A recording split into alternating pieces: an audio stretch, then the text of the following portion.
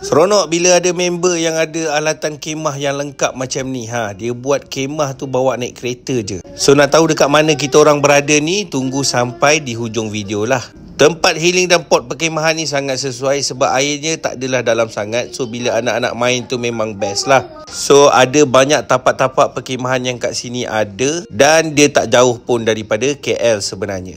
Macam biasa kita orang datang ni balik hari je, so dapat member yang ada kemah yang terus bawa keluar pada kereta tu senang lah. Tengok tu anak-anak bermain dekat dalam air ni. So kita pun tak perlu risau sebab dia taklah dalam, tapi bolehlah rasa air sungai. Tempat solat ada, tadi toiletnya yang nak ada berbumbung pun boleh. Masuk tu daripada sana, dekat situ ada orang jagalah. So ada banyak tapak dekat sini sebenarnya. Boleh ambil facing kepada sungai ni, memang cantik betul kawasan ni. Kita berada di Brightstone Campground. Harga dia RM80 satu tapak, dan setiap tapak ada plug point, mudah kan? Bila camping ni makan ni yang paling feel, betul tak? Apa